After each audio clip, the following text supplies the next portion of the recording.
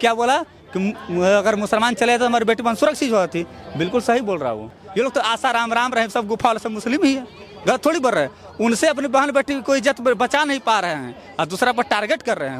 वो सिर्फ और सिर्फ कहते हैं कि मुसलमानों को पाकिस्तान चले जाना चाहिए था। दामाद जिसको आप बना के रखे हैं मुख्तार अब्बास नकवी, एमजे अकबर, और उसके बाद आपको बताते शहनवाज हुसैन। महाभारत की लड़ाई हुई, वो किसी मुसलमान से लड़ाई हुई थी? मुसलमानों की करबला की लड़ाई हुई, करबला में किसी हिंदू से लड़ाई हुई थी? नहीं हुई थी। लेकिन जानबूझकर ये लोग लड़वाने के लिए काम करते। मंदिर पर गाय का चर्बी और मस्जिद पर सुअर का चर्बी फेंका करते थे। वही हाल गिरिराज सिंह और गिरिराज सिंह जैसे टुटपंजिए लोग कर रहे हैं। तो 18 तारीख से गिरिराज सिंह जो हिंदू स्वाभिमान यात्रा निकाल रहा है, हिंदू स्वाभिमान यात्रा नहीं है, बिहार जलाओ यात्रा निकाल रहे हैं गिरिराज सिंह। भारत जब आजादी की लड़ाई लड़ रहा था न, गिरिराज सिंह जैसे लोग उस वक्त तो होते तो अंग्रेजों से आजादी नहीं मिला होता अभी तक। अरे हिंदू, मुसलमान, सिख, ईसाई सभी ने देश की आजादी के लिए लड़ा था। गिरिराज सिंह के खानदान नहीं आके लड़े थे। तो गिरिराज सिंह का मानसिक संतुलन खराब हो गया। इसको रांची के मेंटल हॉस्पिटल में जाके इलाज कराना चाहिए।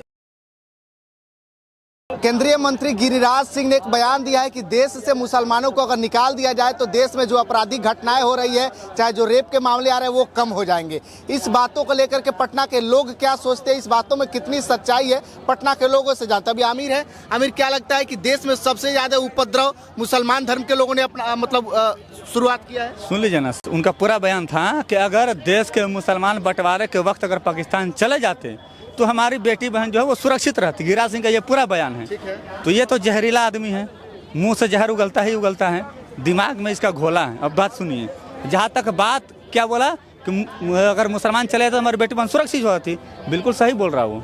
कारण बता रहे हैं, राम रहीम किसकी बहन बेटी को गुफा में लग जाता था? राम रहीम तो मुस्लिम है। आसाराम किसकी बहन बेटी को गुफा में लेकर जाता था? आसाराम भी तो मुस्लिम है। चिन्मयानंद किससे तेल मालिश करवाता था? वो भी तो मुस्लिम है चिन्मयानंद। कुलदीप सेंगर जो है वो भी तो मुस्लिम है। आपको जिसका 2900 सीडी पकड़ाया ब्लू फिल्म के साथ, उसका नरेंद्र मोदी जाकर के हमारे प्रधानमंत्री प्रचार किए थे, वो भी तो मुसलमान था। सही तो कर रहे, क्या गलत बोल रहे हैं? ये लोग तो आशा राम राम रहे, सब गुफा वाले सब मुस्लिम ही है, गलत थोड़ी बोल रहे हैं। उनसे अपनी बहन बेटी को इज्जत बचा नहीं पा रहे हैं और दूसरा पर टारगेट कर रहे हैं। हो द्रौपदी का चीरहरण करने वाला भी मुसलमान था, हम तो कह रहे हैं। अच्छा, तो चुनाव के समय मुस्लिमों का वोट चाहिए और चुनाव खत्म हो जाता फिर मुस्लिमों का गिरिराज सिंह से पूछे कि द्रौपदी का चीरहरण करने वाला मुसलमान था? आसाराम को गुफा में जाने, आसाराम जो इस गुफा में लेके जाता था तमाम महिलाओं को, वो लोग मुसलमान थे कि आसाराम मुसलमान है? राम रहीम को गुफा में जाने वाली लड़कियां मुसलमान है कि राम रहीम मुसलमान है? चिन्मयानंद तेल मालिश जिसे कराता था वो मुसलमान है या चिन्मयानंद मुसलमान है? ये तो गिरिराज सिंह को जवाब देना होगा। ये तो हमेशा से जहर उगलने वाला इंसान है भाई, ये हमेशा से जहर उगलता है। इसके पास काम है। एक गिरिराज सिंह का काम बता दीजिए।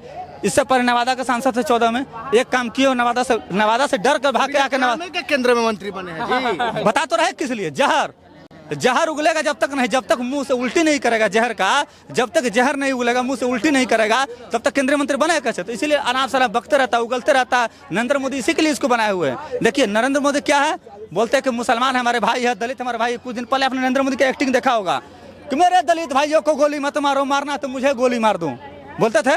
लेकिन लगातार कितने दलितों के साथ अन्याय। और आप देख रहे हैं, कल उत्तर प्रदेश में आपने एक वीडियो देखा होगा कि उन्होंने जाकर के मूर्ति को सिर्फ पैर छू करके प्रणाम कर लिया था। उन दलितों का क्या हश्र हुआ है, क्या हश्र हुआ? उनके पीछे का चमड़ा उड़ा दिया गया है और कहते हैं कि दलित भाइयों को मत मारो, कहते हैं कि मुसलमान हमारा भाई है। मुसलमानों के खिलाफ लगातार आपका केंद्रीय मंत्री जहर उगलते रहता है, उस पर आप कब लगाम लगाएंगे? क्या बोलते हैं हिंदू मुस्लिम सिख ईसाई आपस में सब भाई भाई? अरे भाई भाई है, लेकिन आप नहीं रहने देना चाहती है। जानबूझ करके सीमांचल के इलाकों को चुना है, क्यों नहीं बेगूसराय के इलाका को चुन लिया? बेगूसराय में निकालते हिंदू स्वाभिमान यात्रा, सीमांचल में इसलिए चुना है इन्होंने कि देख रहा है कि सीमांचल तो अभी शांत है, तो दंगा भड़केगा कैसे? तो दंगा भड़काने के लिए निकल रहे हैं। आपको बता देते हैं, दंगा भड़काओ यात्रा है ये गिरिराज सिंह का। तो फिर आप लोग नेता मंत्री कैसे बने? ऐसे आदमी को फिर नेता मंत्री बना कैसे देते हैं जी? जनता देखिए, जनता क्या है ना, विकास पर वोट नहीं देती, आपको भी पता है। इस बार थोड़ा बहुत पड़ा है लेकिन विकास पर नहीं। विकास पर अगर वोट पड़ेगा तो गिरिराज सिंह को 10 में 0 नंबर मिलेगा, क्योंकि गिरिराज सिंह विकास की कोई बात ही नहीं की है। गिरिराज सिंह कई बात की है कि हमारे बेगूसराय में यूनिवर्सिटी ओपन होगा, बेगूसराय में फैक्ट्री होगा, बेगूसराय में कॉलेज खुलेगा, कुछ नहीं बात करते बेगूसराय। वो सिर्फ और सिर्फ कहते हैं कि मुसलमानों को पाकिस्तान चले जाना चाहिए था, हमारे बाप दादा ने गलती कर दिया। तो भैया हम पूछना चाहते हैं, आपके बाप दादा ने गलती कर दिया, अगर सारे मुसलमान अगर पाकिस्तान चल जाते तो आप लोग दामाद किसको बनाते? दामाद दामाद जिसको आप बना के रखे हैं मुख्तार अब्बास नकवी, एमजे अकबर और उसके बाद आपको बताते शहनवाज हुसैन, तो दामाद कैसे बनाते? अगर सभी पाकिस्तान मुसलमान चले जाते तो दामाद किसको बनाते भैया? दामाद के लिए भी तो कोई चाहिए ना। तो मुसलमानों से इतनी नफरत क्यों उनको? नफरत नहीं है, नफरत है तो दामाद कैसे बनाते? फिर वही बात है, प्रकार का बयान, इसका क्या मतलब होता है? नफरत रहती तो दामाद कैसे बनाते? वही तो जवाब आपसे पूछ रहे हैं ना। नफरत नहीं है, ये जानबूझ करके टारगेट किया जाता है ताकि जो हिंदू है ना, जो हिंदू उग्र हो जाए, मुसलमानों के प्रति नफरत करने लगे। आपको बता देते हैं आपको। देखिए महाभारत की लड़ाई हुई, वो किसी मुसलमान से लड़ाई हुई थी? मुसलमानों की करबला की लड़ाई हुई, करबला में किसी हिंदू से लड़ाई हुई थी? नहीं हुई थी। लेकिन जानबूझकर ये लोग लड़वाने के लिए काम करते हैं, चाहते कि कैसे हिंदू मुस्लिम एक हो रहा है, इसको लड़वाओ, नहीं लड़वाओगे। जिस तरीके से अंग्रेजों ने फूट डालो शासन को राज किया था कि मंदिर पर गाय का चर्बी और मस्जिद पर सुअर का चर्बी फेंका करते थे, वही हाल गिरिराज सिंह और गिरिराज सिंह जैसे टुटपंजिए लोग कर रहे हैं। ये लोग जानबूझ करके बिहार में नफरती आग लगाना चाह रहे हैं। ये नहीं चाह रहे कि बिहार सही सलामत से आगे चले। और नीतीश कुमार से तो हम डिमांड करते हैं कि नीतीश कुमार जो 18 तारीख से गिरिराज सिंह जो हिंदू स्वाभिमान यात्रा निकाल रहा है, हिंदू स्वाभिमान यात्रा नहीं है, बिहार जलाओ यात्रा निकाल रहे गिरिराज सिंह। बिहार में दंगा फैलाओ यात्रा निकाल रहे गिरिराज सिंह, आपको बता दे रहे हैं। ये दंगा भड़काना चाहता है गिरिराज सिंह और कुछ नहीं कर रहा है। ये सिर्फ और सिर्फ चाहता है कि बिहार को दंगे में झोंका जाए, क्योंकि 2025 का चुनाव नजदीक है, 1 साल से भी कम का वक्त बचा हुआ है। गिरिराज सिंह तो सोच रहा है कि हम मुख्यमंत्री का चेहरा हो जाए, लेकिन गिरिराज सिंह को साथ पता नहीं होगा कि बिहार में गिरिराज सिंह के जिस समाज से आते हैं उनका सपना रह जाएगा कि मुख्यमंत्री को बन नहीं सकते हैं।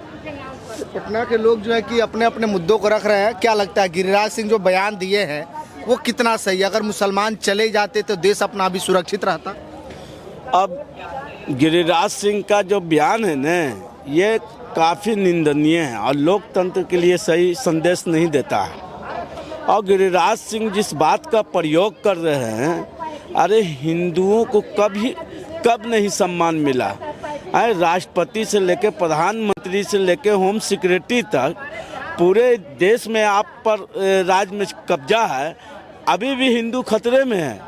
तो मैं पूछना चाहता हूँ ना कि गिरिराज सिंह ऐसे पागल और 21वीं सदी में जीत के चले गए हैं संसद में, और क्या बात करना है क्या बात नहीं करना है ये समझ में नहीं आता है। जिस क्षेत्र से जीत के गए हैं वहाँ के बारे में, शिक्षा के बारे में, स्वास्थ्य के बारे में, बेरोजगारी के बारे में, वहाँ से लोग पलायन हो रहे हैं उसके बारे में, बढ़ते बेलगाम महंगाई पर सरकार से सवाल नहीं कर पाते हैं। तो ऐसे एमपी जो है ने जीत के चले गए हैं कंगना के गैंग के मानने वाला। कंगना ने क्या बोला था कि 2014 में देश आज़ाद हुआ था, तो इसी तरह 2014 की पैदाइश है गिरिराज सिंह का। तो जो 2014 में पैदा हुआ हो उसको ज्ञान क्या मालूम होगा भारत का। अब भारत जब आज़ादी की लड़ाई लड़ रहा था न, तो गिरिराज सिंह जैसे लोग, नापाक लोग उस वक्त तो होते तो अंग्रेजों से आज़ादी नहीं मिला होता अभी तक। समझ गए? ऐसे बुद्धि के लोग होते तो उस वक्त खैर मनाइए कि ये तो पैदा भी नहीं हुए होंगे मेरे समझ से। तो ऐसे लोग हिंदुस्तान में राजनीति के मुख्य धारा में आ गए हैं। और जिस पार्टी से बिलोंग करते हैं ना, भारतीय जनता पार्टी से, मैं भारतीय जनता पार्टी के राष्ट्रीय अध्यक्ष जेपी नड्डा से, माननीय प्रधानमंत्री जी से निवेदन करते हैं कि आपने कहा था 2014 में सबका साथ सबका विकास, वो नारा कहाँ गया? आप अपने पागल मंत्री को ध्यान दीजिए, दिलाइए कि हमने 2014 में कहा था सबका साथ सबका विकास।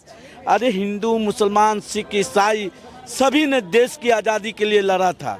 गिरिराज सिंह के खानदान नहीं आके लड़े थे। समझ में आया बात? तो गिरिराज सिंह का मानसिक संतुलन खराब हो गया। इसको रांची के मेंटल हॉस्पिटल में जाके इलाज कराना चाहिए।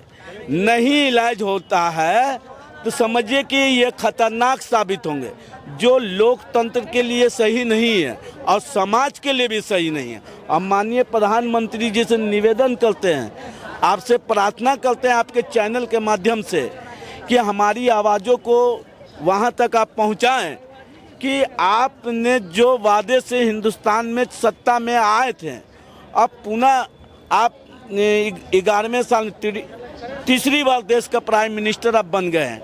लोगों ने आप क्या एक पार्टिकुलर एक समाज के व्यक्ति नहीं रह गए, आप भारत के सभी लोगों के धर्म के मानने वाले के आप प्रधानमंत्री हैं।